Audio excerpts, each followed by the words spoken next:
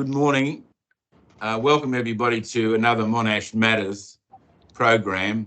Today I have the honour of introducing Graham Hood and John Larter. To have the two of them here on the program is that give us their time when they're very, very busy people with a whole lot of balls in the air, as Graham has just described to me. So welcome to both of you. My intention today is to ask you how you came to this place and how you ended up on Club Grubbery, doing the show that you do together. But Graham and John, firstly, I'd like to know what was your original inspiration to take the path you took, because it seems like the path chose you rather than you choosing the path. And I'd just like to explore for a moment or two, or as long as it takes. I don't know who likes to start in this partnership. Do we have a war each time we say who's starting the program today, or where are we starting from? So Graham, from what I've seen, I don't know, but from what I've seen, you've usually kicked off the program, probably because John was late, was he? Is that why you kick off the program each time? Yeah, normally Russell, but today I've got the luxury of saying, hey, Johnny, why don't you take it out, mate? That's a great idea. I think there's only one captain, Russell. I know that. So, but he's thrown the ball to you, John. Let's go. Oh, look, I am the captain, but I've got John's permission to say so, Russell.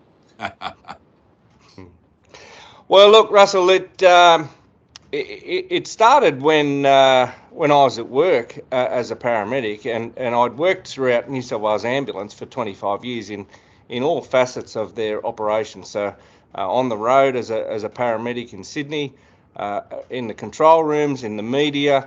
I'd worked in air ambulance, and then finally we ended up in Tumut, and I was the station officer here since 2006. We brought our family here to Tumut. So I had a great deal of experience working as a paramedic, and I had an aviation background as well. So I've got a commercial helicopter licence, and I've also got a private fixed-wing licence as well. So, I've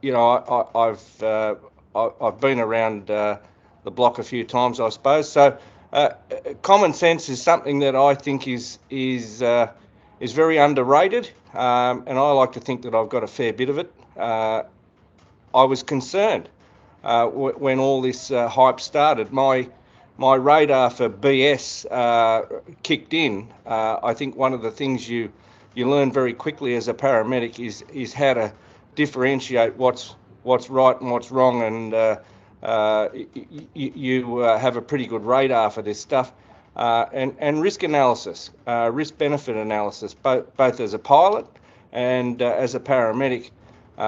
You have to make decisions quickly, and you have to make them with competing interests, and you have to make very sound decisions with the information that you've got. And so, I mean, I'll give you a quick story of how things can turn very quickly. I was working in the control centre in air ambulance back during the Bali bombings, and I saw that unfolding on the TV screen in front of us. I took a phone call from a lady, and she said, "I'd like you to organise an ambulance for my son. He's going to be coming on a Qantas flight."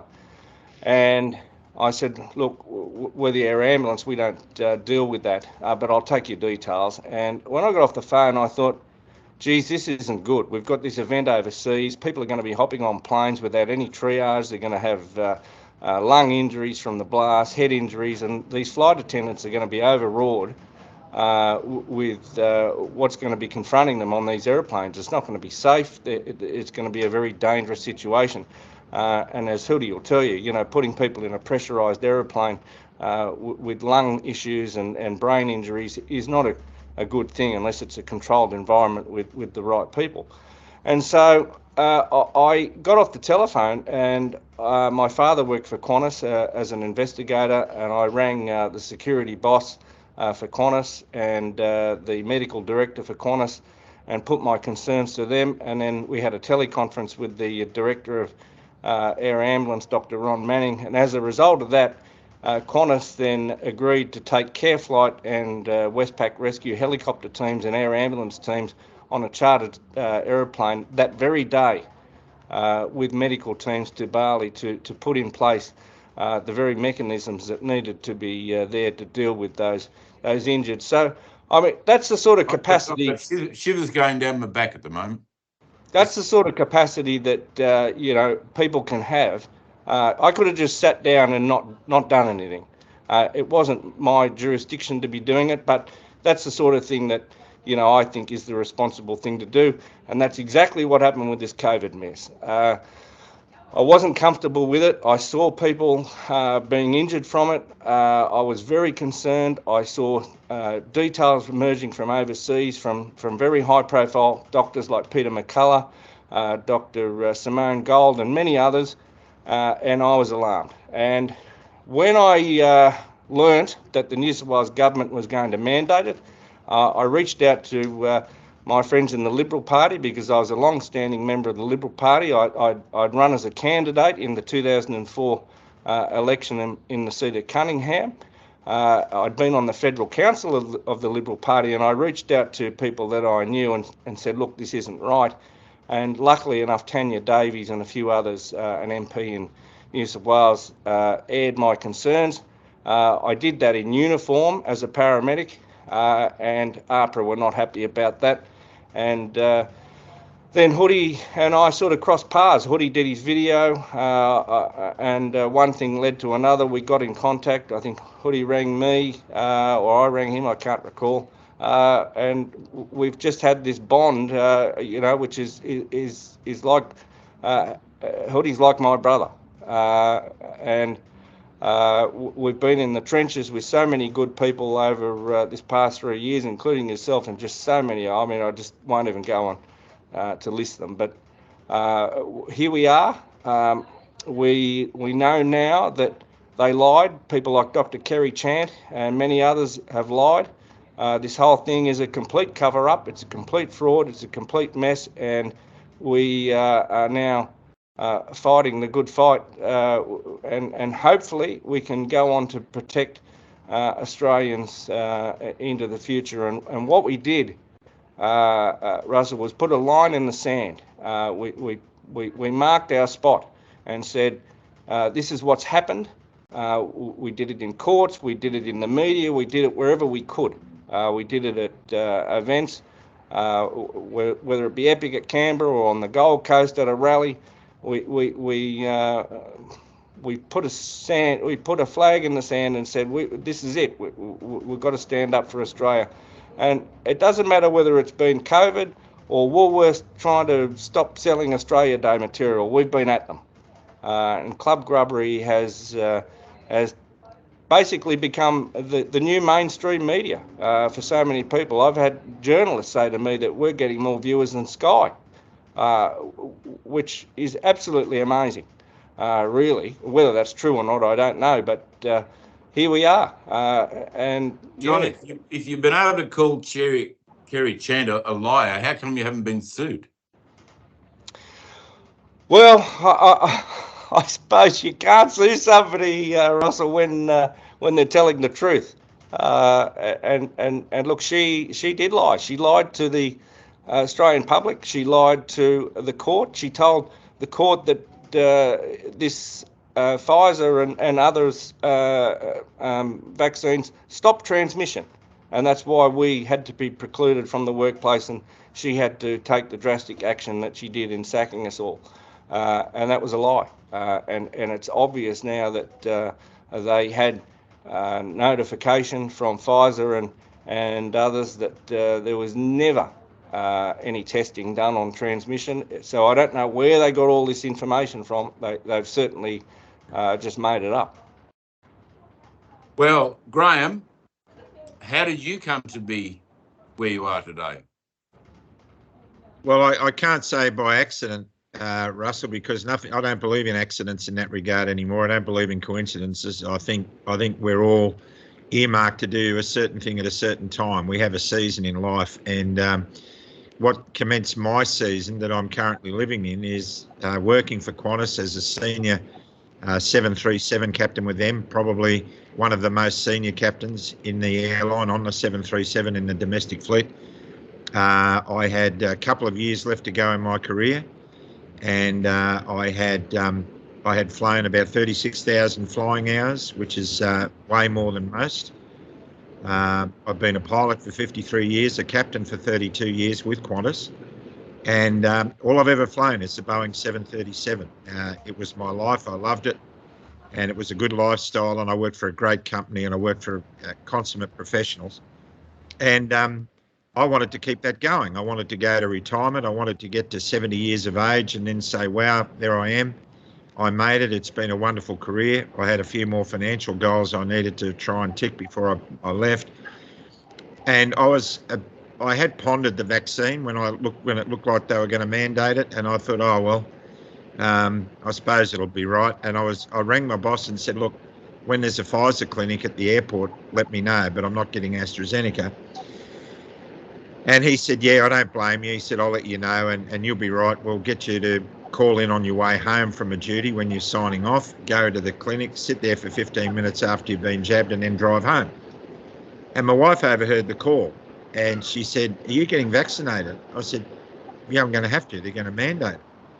She said, and you've done your risk-benefit analysis like you do in everything else because of your job? And I said, well, no, actually, I haven't. I just figure these are trying times and the government knows what they're doing. And she said, well, are you going to do some risk-benefit analysis? And I said, maybe I better. And it took me 3 or 4 hours just looking at past programs of Four Corners to start with on the ABC, which is an organisation I have no faith in anymore. But they ran a couple of programs called Vaccinating Australia.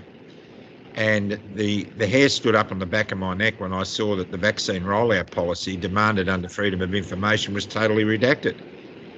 And Brendan Murphy, when questioned by the reporter, said in response to why was it totally redacted, he said, you've got to realise we have very sensitive commercial arrangements with our suppliers, and they set the ground rules to what we can reveal. In other words, we can't reveal anything. And that triggered me. And then what triggered me was talking to several doctors I knew, a couple on appointments that I went to, who said to me they wouldn't be rushing into the jab if they were me, but don't tell anyone I told them. And I said, why wouldn't I tell anyone you told me? They said, because I could lose my registration for telling you what I think. And then Scott Morrison came out and said, we don't vaccinate, we don't force vaccinations in this country, we don't mandate vaccines. We believe in informed consent. We're a free country. And within days, in fact, within hours, Alan Joyce, the then CEO of Qantas, came out and said anyone who refuses to be vaccinated is denying a career in aviation, and they won't have one.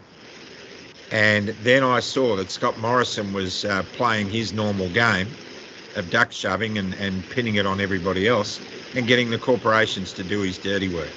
And then it took me 4 hours, Russell, to realise that we were being had. And it got to a stage where I'd asked the Civil Aviation Safety Authority and the Qantas Medical Department, what could they tell me about the vaccine? What were its long-term side effects, its short-term side effects? Would I pass my medical every 6 months if I had it? Has it been tested in high-altitude occupations like aviation? And the answers were, we don't know. And I then said to one of my management pilots, have we changed our policy in Qantas? And he said, why? I said, well, if I invent a new experimental jet fuel and fill a 737 with it and passengers and fly them from Brisbane to Melbourne, is that going to be permissible? And he said, of course not. What are you getting at? I said, well, why are you asking your pilots to inject an experiment into their bloodstream when we're the most critical phase of the operation? And he said, I know where you're going with this, Hoodie, but we're just trusting the government. Now, Russell, that's not good enough. Not in aviation. We've seen the 737 MAX grounded twice now. Twice. Because shortcuts were taken, proper procedures weren't followed, and the proper testing wasn't done. And the worst part was, in both cases, with the emergency exit door popping out in the last case, and that system that was designed into the aircraft to stop it from stalling, without being told to the pilots knew not how to deal with it. So what did they do? They grounded the fleet twice now. And here we have potentially millions of people being injured by a vaccine that hasn't properly been tested. And the proof is there. People are dying. Cardiac arrest has gone through the roof. we had an oncologist from the UK on our program the other day, who was amazing, Professor Angus Dalgleish, and he said cancer rates are on a rapid increase because of this vaccine. It is beyond doubt. And here we have an industry that is willy-nilly forcing pilots to be vaccinated in order to keep their jobs. Now, as a young boy, I grew up on the wrong side of the tracks. I left school when I was 13. I had a criminal record by the time I was 17. Life was pretty tough growing up when I grew up. I grew up in the slums of Sydney, and then I went to Wollongong. And there was a time when I was 5 years old. I loved aeroplanes. And with my friend David Entwistle, he and I were sitting on the chook house roof in the backyard of our property at Wollongong. And I was sitting in a fruit box with a garden rake upside down, pretending it was a steering wheel.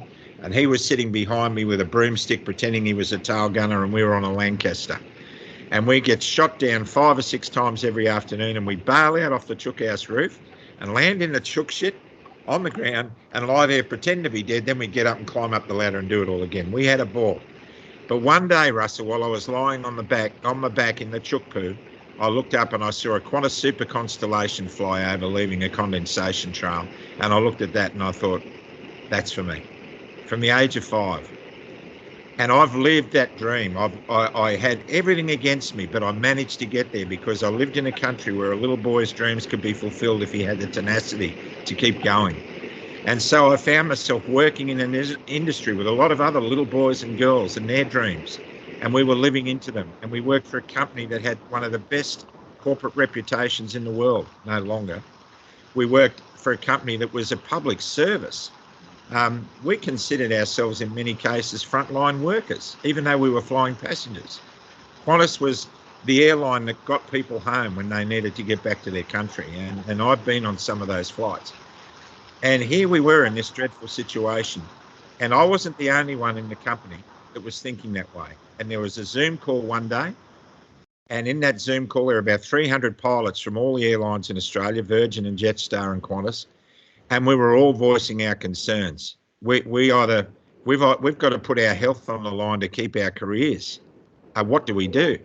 And I looked at them all, and all their faces were blanked. It was like the Zoom screen had their name, but no faces on it. And there was me and the facilitator of the meeting and a couple of others. We were visible, but none of the others weren't. And I listened to them, and they were upset. And I said to them all 300, if I'm in a fight with you guys and we're in a trench together, I want to see your faces. So before I say any more, I want you to light your screens up. And the screens lit up, bing, bing, bing, bing, bing, all over the place. I was scrolling through pages. I saw young men and women in tears. I saw young men and women still in their pajamas at 3 p.m, depressed, dishevelled, and absolutely bankrupt in their thoughts, depressed and anxious and wondering what to do. And it brought tears to my eyes. And I said to them, somebody's got to bring this to the public's attention. And I looked at them all, Russell, and I realised I had more grey hair than any other people in the call. I'd been in the career the longest. I was the most senior. I had the least to lose. They had everything in front of them, and I just about finished my career. So I made noises to the fact that it probably needs to be me. And everyone said, no, don't. It'll be the end of your career. That's not the way you should be going out. You should be going out under a water arch with the fire trucks and all that. And I said, there are some things more important in life. And I thought about it for a few days. And then I made that video where I was putting my uniform on for the last time, knowing it would be the end of my career. My beautiful wife, Michelle, saw it. She took a deep breath and she said, this is going to change our lives, isn't it? And I said, yeah, I think so. Do you want me not to do it? She said, I want you to be you. So I did it, and thinking it would only be a tool to wake the board of Qantas up and the management to get them to reverse their decision and think about it a little more. But the person I got to post it for me created a Rumble channel or BitChute, I can't remember, and he put it out there, and in 9 hours it had 7 million views around the world, and that was the end of everything as I knew it. I then came across John. I saw his video, and the first video I saw of him, he was sitting in front of his fireplace at Chairman. He had his tweed jacket on, and he had his ambulance hat, his dress uniform hat. and he held it up and he said, "Oh, I'll never wear this again. I'm like Captain Graham Hood. I'll never wear this uniform hat again." And I sat there with tears in my eyes. I puddle up now thinking about it, and I thought, I've got to get in touch with this bloke, you know. And we got in touch and we hit it off like you wouldn't believe. It was like we came out of the same womb. It was just incredible, and even more so actually, because nowadays a lot of brothers don't talk to their brothers, and my own elder brother doesn't talk to me, sadly. But we found ourselves in the trenches together. We ended up in Canberra. Canberra for me was a total accident. I had nothing to do with organising it. I just said on Facebook I was going there to interview truck drivers for TNT Radio, which was my little job I had then. And everyone said, "Oh, that must be a message for us all to go to Canberra." And all these people flocked to Canberra. And John and I found ourselves in a human soup. It was like a roller coaster. It was incredibly exhilarating, incredibly frightening. It was all happening at once. No one was organising anything. A lot of really good people tried to organise it, and they did a really good job. To do what they could at the time, but it overwhelmed everybody. But every time I turned around, Johnny was there. Every single time. And I remember walking through hundreds of thousands of people and everyone wanting photos and hugging us. And there were times when I lost him and I'd look around and I was bereft. Where's Johnny? Where's Johnny? And next minute he'd pop up and he'd wave and here I am. And we've been in the fight ever since. And Club Grubbery came from where we were accommodated in Canberra. We decided we needed to put out a live post every day to keep people updated on what we were hearing. And there were a lot of attacks on us from people within the freedom movement, said that we were there for the wrong reasons and we were controlled opposition and everything. And we decided to make light of that, because part of the Aussie vernacular is you're good at taking the mickey out of yourself and others, and there's a larrikin in you. And Johnny and I decided we'd do this broadcast, and we got the giggles. We're talking about some of the crazy things that were going on, and we started laughing and we started making a comedy sketch out of it. And then we decided to call it Club ScoMo, because ScoMo was the Prime Minister at the time, and he was giving us plenty of material to make comedy out of. And Club ScoMo was great. Now, we were told by many people that we were the Roy and HG of the freedom movement.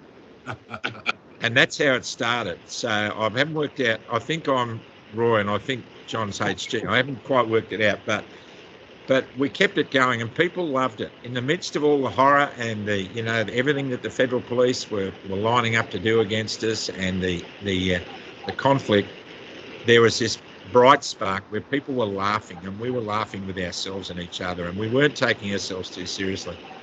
And when ScoMo fell over in the election, we couldn't keep calling it Club ScoMo. And Johnny said, well, Roy and HG had their show on the ABC, was called Club Buggery. And I said, we can't call it that. And he said, no, well, why don't we call it something else? And Johnny was always calling people grubs at the rallies. He was always, pointing out Kerry Chant and Brad Hazard, you're a grub, you're a grub. And I said, why don't we call it Club Grubbery? And it just took off from there. Look, we have really pumped some shows out. I think we've done nearly 400 programs since then, and it's been full on. Now, Graham, you and your wife hit the road, didn't you, and did an Australian tour. And you came here to Warragul one day, where I was happy to greet you and meet you, and you did the whole of South Gippsland. That would have exhausted you terribly, I would have expected. In fact, I knew it had. But Graham, through Club Grubbery, you and John were able to reach far more people than you can by hitting the road. Yeah, exactly right. Look, the tours were great because we realised, John and I both realised, that the odds stacked against us who were fighting against tyranny, and let's face it, that's what we're living with at the moment. The odds against us are stacked high. They have all the resources, they have the money, they control the media. The odds stacked against us are high. So what can we all do? And the people reaching out to us were thanking us and begging us to keep going. You have become our voice. And it's not only us. There's Michael Gray Griffith and Maria Z. There's a whole bunch of, and Topher Field. There are guys doing the same kind of work, different angles. But it soon became apparent that we had to, the rallies were great where we got to meet people. But there were people who couldn't make the rallies, so we hit the road and we started to talk to people in communities. Now, the main reason was the one thing we got out of the messages, 30,000 messages a week, Michelle and I were trying to read as many as we could, were that the people of Australia were depressed and anxious, and they were losing their spirit, and we had to do something. And so we hit the road, and we had little town hall meetings wherever, every little regional town we went to, and our main purpose was to build a community of unity, so that if the bad stuff keeps happening and we feel hopeless and helpless and useless at trying to fix it, then we've got to come together as a community and look after each other. And so it's about nurturing each other. It's about accepting responsibilities. It's about developing systems like bartering systems, and you know, that our teachers who've been sacked into oblivion because of mandates, setting up homeschool networks, and our alternative health people looking after health, small motor mechanics fixing people's, you know, mowers and things like that. We've got to start building a village again, and that was the primary driver of that. And we got to meet. We visited 300 communities over 70,000 kilometres, and we spoke to 30,000 people. And the predominant message was, thank you for bringing us all together. Now, those groups are still forming, and a lot of them started with 20 or 30. They're now 200 and 300 strong, and people are coming together and building a village. And despite the dark clouds on the horizon, they're looking at each other and saying, we're going to get through this. And this is the Aussie spirit. But it did exhaust us. It exhausted us financially. And we got some support along the way as well. I've got to acknowledge the people who supported us along the journey to help cover our fuel and tyres and all that sort of stuff, and others. And we got home from the last tour and we were literally wasted. We had nothing left, because every day it was driving to the next town, a 3 or 4 hour presentation, and the meeting of the people and hearing the sad stories. It was really tough work. And now we're sort of back home and developing, you know, the farm and getting our farm back up to speed again. It's been neglected for so long. And we're really focusing on what we're doing with Club Grubbery. And I have a real passion to bring people to Jesus. And we're starting an initiative along those lines called Church Without Walls online, because I've baptised nearly 300 people in the tour that we've done. And they're all wanting to further that journey, to get to know people of faith and to understand how beautiful and simple a relationship with Christ can be in these dark times. And so that's really on my heart to do, and to keep information flowing as rationally as we can, interviewing the right people who've been censored to give them a voice again. And I want to say to those people who've been really critical, I understand their criticism of some of the things, particularly me. I seem to cop a bit more than John does. People are really, really triggered by so many things that they've lost trust and faith in. And I understand that they're triggered, but we get often criticised. Why don't you speak about the pedophiles? Why don't you speak about chemtrails? Why don't you discuss flat earth and all that sort of stuff? It wasn't chemtrails that woke me up. And we're talking, our next interview is with Dane Wigington from geoengineeringwatch.org, who I call Mr. Chemtrails. And we're going to have a debate with him about that. And we're going to discuss some things that we're both concerned about as well, that we're aligned with him. But we've got to cut each other slack. You know, what woke me up was the fact that I came within days of getting jabbed with something that would have probably killed me, Russell. And then when I spoke out about that, I was surrounded, as John was, with thousands, hundreds of thousands, if not millions of Australians who were fighting for their jobs and desperately wanting to maintain their bodily autonomy. That's how we came into the fight. And that fight isn't over yet, Russell. It's not. So for those out there who are angry because we're not talking about other issues, we're staying in our lane for a deliberate reason, because when this mission is accomplished, then we can look at other things. But this, I want to end this little part by saying this.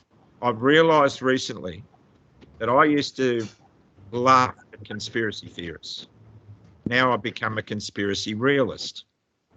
Most of the conspiracies I've heard have actually borne fruit.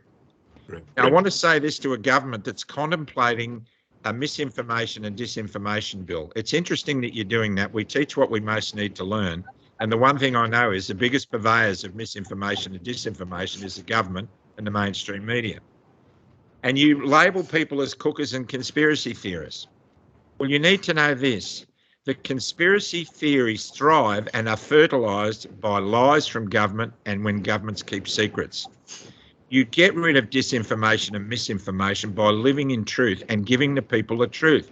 Stop giving them opportunities to find their own truth. and you bring it on yourselves. Government must be transparent. Government must be afraid of the people rather than people being afraid of the government. And I know that's what you've stood for all of your career. And as a Liberal, the Liberals have always stood on a platform of small government. And this is what's terrifying people. And this is what's creating the level of distrust and misinformation that the government seems to be doing, because they pump out more misinformation to cover up the last lot of misinformation. Well, I'm certainly standing against that bill, and I was the first one to alert the Liberal Party of the dangers of that bill and get a response from the leader of the day. But being now an independent, no longer part of the Liberal Party, I'll still keep my voice very strong in that for the next 14 months anyway, that I know of. Look, I'd like to thank you both very much for the outline that you've given today. I look forward to broadcasting this particular segment because it's important to know that the people that are speaking out have a background and a reason for being there. It's got nothing to do with you or John or Graham. Graham, it's nothing to do with Graham, nothing to do with John. It's nothing to do with me. It's not about me. We affect the people around us. Our families have been amazing support to us, but it's not about us. It's about the truth. It's about the story being told. So I thank you very much for joining me today. And I just say to everybody, have a look at Club Grubbery. It sounds a very rough name, but have a look at it because millions of people are looking at the program. They're enjoying the humour and they're enjoying the information and the quality of the people. And I've got to say to you, I'm a great follower of Ed Dowd. You've had Ed Dowd on your program. He's tweeted again today, and he's just amazing because, you know, he's not coming from any point of view other than his worldly experience, as you, John, and as you, Graham, are coming from your worldly experience and applying what you applied in your day-to-day activity to the circumstances you were faced with. And I'd say God bless you both, and thank you for that. Thank you. And thanks everybody for joining us today. I just want to say one thing. I was reading Matthew 5 verse 8 to some people I was about to baptise, and I think it says, "Blessed are the meek, for they shall inherit the earth." And a lady said to me, "What is meek?" I said, "Well, the opposite to meek is narcissism." And she said, "Right." And then the light went on. I realised that the people who are trying to control every aspect of our life and bring us into transhumanism, ultimately, they want to control the world, and they're the narcissists. Well, Jesus said in his own words, they're not going to win because only the meek will inherit the earth. Amen. Thanks, everybody. Thanks. Thanks, guys. Bye.